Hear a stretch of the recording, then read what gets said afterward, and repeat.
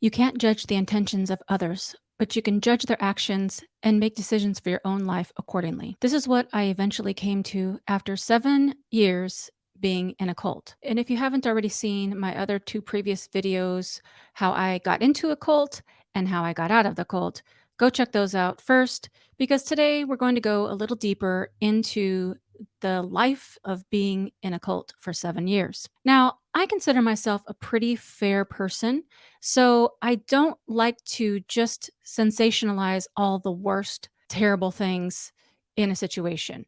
Some may call it a little naive, but at the end of the day, I'd rather be a peacemaker and try to give my account of what's fair than to jump on board with just bashing a person or an organization 100%. You can learn a lot from all situations. So, by me leaving the church that I was in, which was called the International Churches of Christ, there was the good, the bad, and the downright ugly. First, the good. Now, you may not agree with some of the things that I think were good, but this is my experience.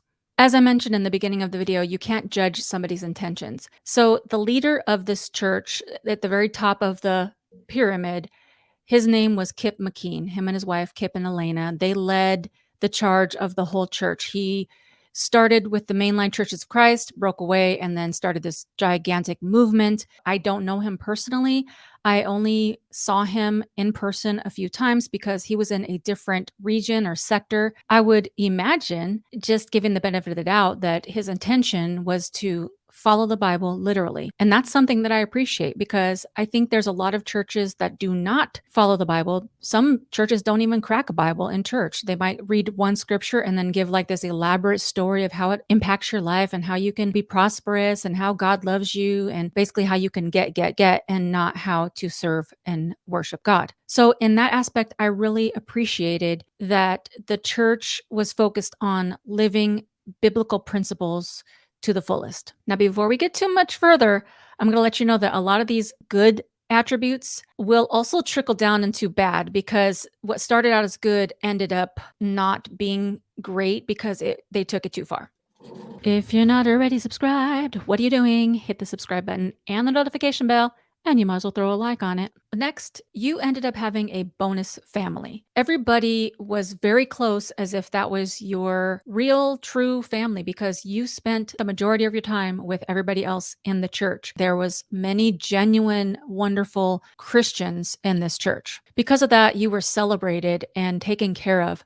So when you had birthdays or anniversaries, everybody would write handwritten cards and congratulate you when you went to church, and people would know when your birthday was, when your spiritual birthday was, when your anniversaries were. So although it was very invasive, is that the right word? It was also kind of nice to know that people were caring about you. Also, when you had your child, somebody would come and, like, if you had, for example, I had two kids. So when I had my second son, somebody from the church watched my first son while I was in labor so that my husband could be there with me.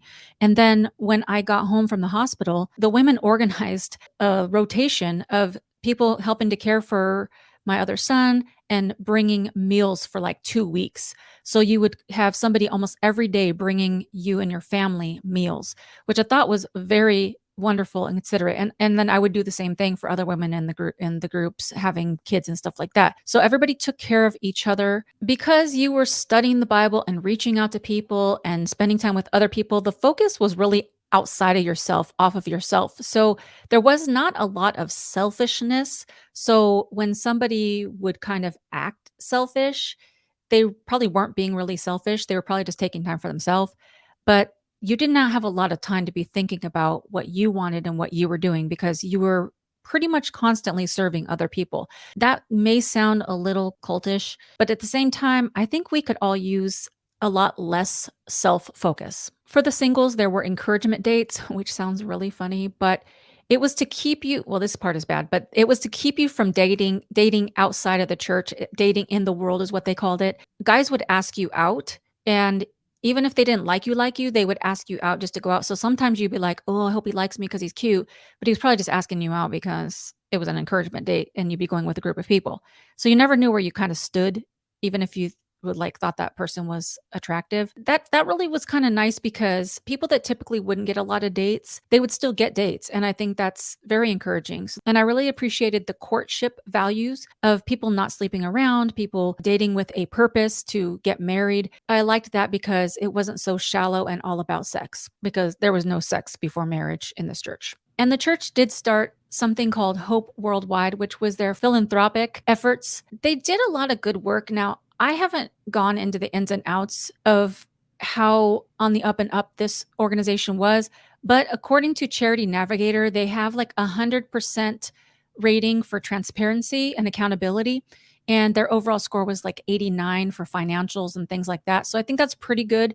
And this is going to be the last point of the good, which is going to dip right into the bad. There was this thing that the church called the Evangelization Proclamation. And it was basically this push to plant and have a church in every nation in our generation. That leads me to the bad. They decided that they wanted to have a church in every nation that had at least 100,000 population. I get where they were going with this because they wanted to make sure that everywhere in the world had the opportunity to know Jesus. But this is where the bad comes in because that made a lot of pressure on people that were in the church to work hard to bring people in, like just a rotation of people. And there was a lot of pressure to recruit and always have somebody at church with you. That in itself is not bad in terms of inviting people to church and letting them know about God and Jesus, but the focus was on numbers.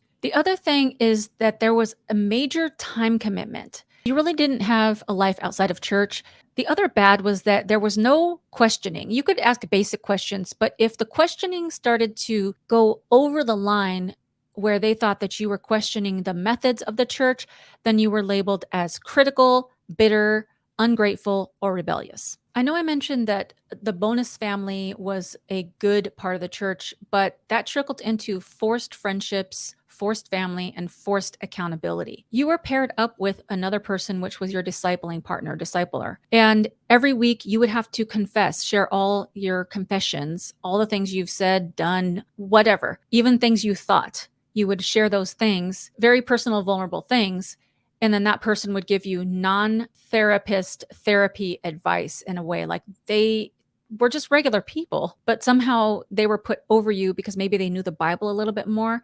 And then they would give you their biblical advice. A lot of that was unfounded. These were just people that they were just people. Then that trickled over even further into advice being permission. It was not ever labeled as permission, but it was permission because you had to ask if you wanted to visit your family, date somebody in the church, get engaged, get married. So even for me, I started dating my ex-husband, but we both had to ask each of our discipleship partners if it was okay to do that. And then we wanted to get married. And so we had to both ask our discipleship partners, and then they talked and they decided whether it was okay for us to move forward. If they said no, then you were being disobedient. I never really even thought like if they said no, what I would do, because it really was so frowned upon that you didn't go outside of their advice. If you did that, then you would either have to talk to the people that were higher than them, or they would talk to them, and then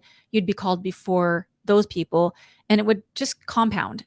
So I never really considered breaking past the advice. It was just very weird to have to ask as an adult, another adult, if you could get engaged besides your actual partner. The other mostly bad thing was that if you lived on your own or lived with family or lived with worldly friends, non-disciple friends, pretty much immediately, even when you were studying the Bible or just got baptized, you were called to a household. That's what it was called, a household. So you had basically two choices. If you were single, you would move into a household with other brothers or sisters, depending on your gender. I was called into a household of other women away from my aunt's house to move in with them. And then when you moved out of, say, one of them got married or whatever, and that household broke up, then you were put into other households with other women that you may not know. So you were constantly put into a different household. And some singles decided they wanted, or they were put, I don't know, into households of married people to be their nanny.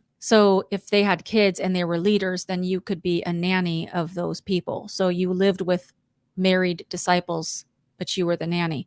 And I don't know, because I wasn't a nanny, but I don't know if they were paid for that or if their room and board was their payment. Also, back to the discipling sessions, they ended up not being confidential or private because, say, if somebody was discipling me and I told them I had this thing that I did sinfully, then they would share it at their leaders group and they'd say, "Oh, so and so struggling with this, so and so did this."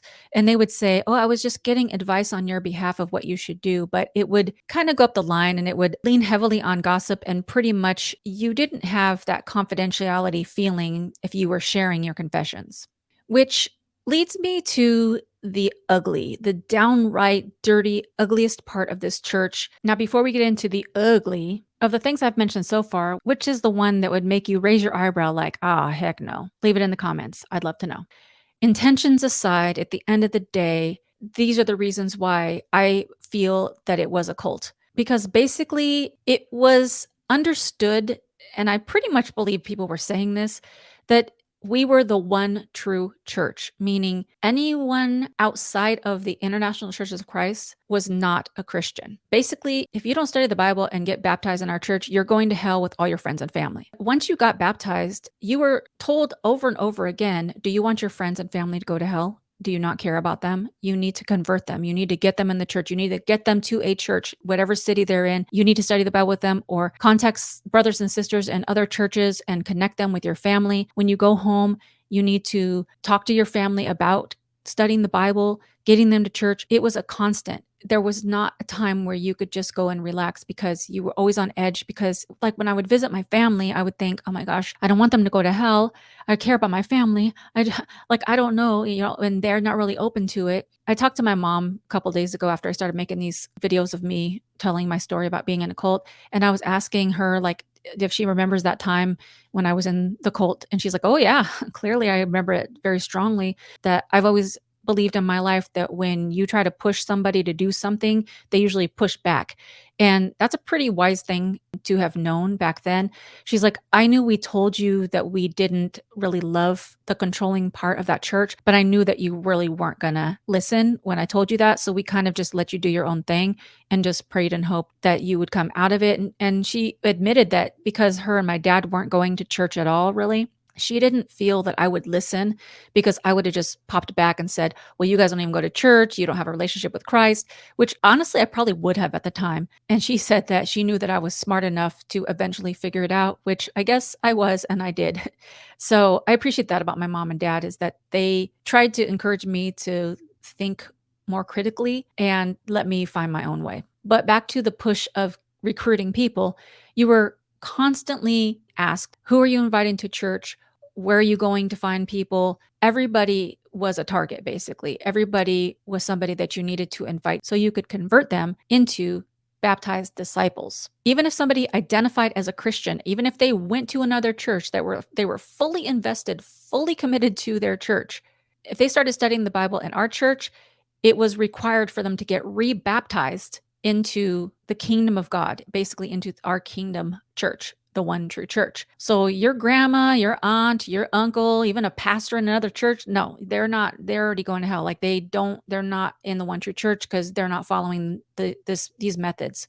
Another ugly thing that I want to mention right here is that I was part of the problem. At the time, I thought I was doing the right thing, that I was part of the solution to evangelize the world. And I still believe that because I think that is kind of our mission in life, is to tell people about God and salvation. But when you're in the church and you're going through step by step, studying the Bible, getting baptized, getting discipled, discipling others, and then you're rising up and you're being a leader and you're studying the Bible, you're sucked in to where now you're accountable for what the church is doing, and you don't even know it. You think you're doing the right thing. But over time, I started to realize, whoa, I'm accountable to the things that I'm doing, and I need to really think critically about the things that this church is teaching and what I'm in turn teaching other people. Another good to ugly thing is that once a year there was this push called special missions, which we would collect 10 times our tithe for special missions, missionary work, mission things.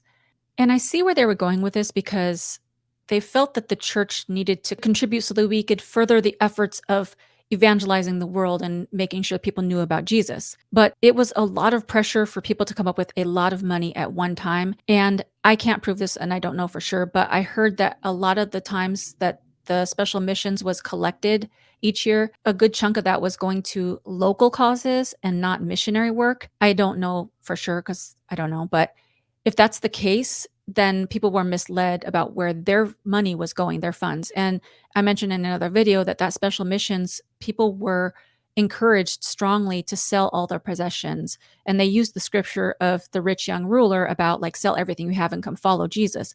And it was a big push to sell your furniture, wedding rings, antiques, things that maybe grandparents gave you, like pretty much everything, like they're just possessions of the world and you don't need them.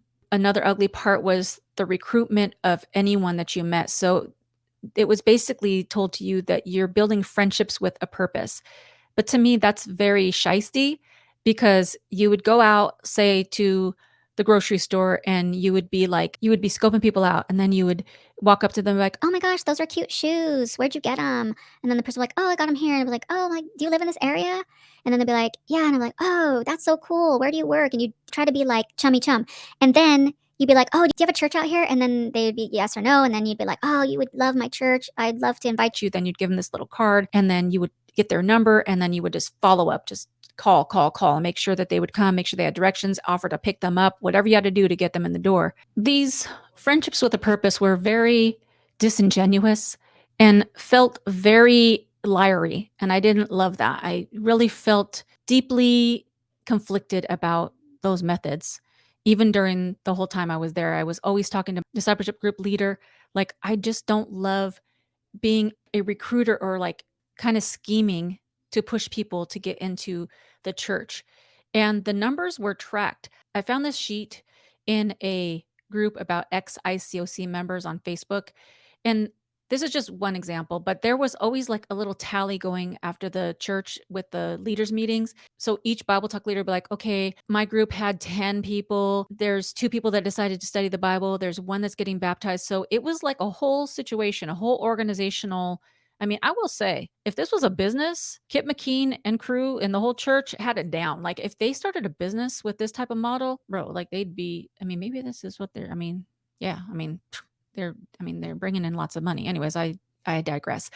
But basically, they had it down pat. This was a whole situation. And another thing that was very noticeable, and even my parents, when they did come to my church a couple times, they noticed that everybody was always looking around during Sunday service. You would invite people. So you would think like, okay, they're coming, they're coming. I hope they come. Oh my gosh, I hope they come because I don't want to report that I didn't have anybody there. You would be standing at the front door of the church waiting on them to come and be texting them like, are you coming? Do you need directions? Do you want me to come pick you up? And then they wouldn't show up. And so then you would go sit in the back and then you keep looking back even as the worship was happening. And then the prayer would happen. And then you'd be like peeking to see if your visitor was showing up. During the message, you'd just keep looking back and you'd be texting like, oh, there's still time. You can still make it. You weren't focused on the service because you were focused on who was coming or not coming. And a lot of times people did not show up because it's weird to be obsessing about visitors. And that's not trusting God. If someone's supposed to be there, they'll be there. If you've ever done multi-level marketing, that's pretty much the same feeling that you had in this church. You had to constantly be prospecting, always be closing, always inviting. And even though that it was a very like unselfish way to live, it was a very pressurized bubble. At a certain point, you just really feel depleted and you feel like God is like looking down on you and condemning you for not doing enough. I know that this church is still around, and after Kip McKean took a sabbatical, he started a new church, but even the churches, International Churches of Christ that continued, they reorganized and they said that it was different. Some of the people that were still talking to me after I left said, "Oh no, it's different now. You should go back. It's all the churches are individual now. It's not like an organization anymore. It's totally different." And I was like, "I don't believe that." But who knows? I didn't go back, so I don't know. And I've been out of the church since 2001, and I really haven't heard too much come from the organization because I didn't stay in touch with a lot of people. But just this year, there's been some lawsuits that have been filed, some allegations of sexual abuse that allegedly Kip McKean, the leader of this church organization, knew about. Now, I don't know what he knew or didn't know, but I do know what the lawsuit says. I would be interested in doing a deeper dive on the International Church of Christ as how it got started, all the ins and outs of how it started growing, because at one point it was called the fastest growing church in America by several organizations. And I wouldn't mind doing a little bit more of a deeper dive into some of the allegations and lawsuit and different things like that, because honestly, not to be a jerk, but I am actually surprised that a lawsuit hasn't come out before this, because there was so much damage done in that church to so many people. But these allegations are ones of sexual abuse by some of the leaders. And if Kip McKean did know, then shame on him and shame on the other leaders that took part in that. And I guess we'll see this unfold in real time for this year, because these are actually things happening right now. So if you want to know more about the International Churches of Christ and what's happening now in some of these lawsuits, then leave it in the comments and I'll do my research and do a little bit more of a deep dive. As you can see, the theme of this channel is moving towards cults and Christianity. I want to balance out the dark with the light, because I don't always want to talk about cults. But this is something that I'm actually passionate about and interested in, because I don't want people to be super misled like I was and like so many other people were, because the love of God is greater and more wonderful and more peaceful than any of us even could fathom. So let me know in the comments what types of things that you want to see moving forward.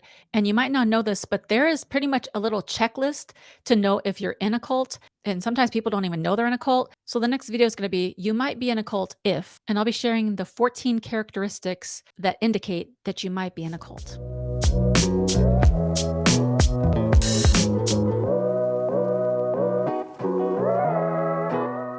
You can't judge. Starting off strong. Was there the church called the evangelization?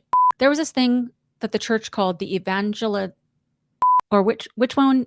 But back to me wanting, but back to fight to church so that you convert them, so you can, even if somebody, as if you were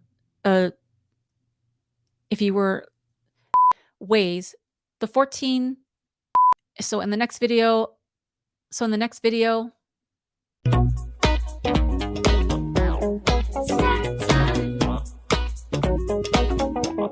Snack time.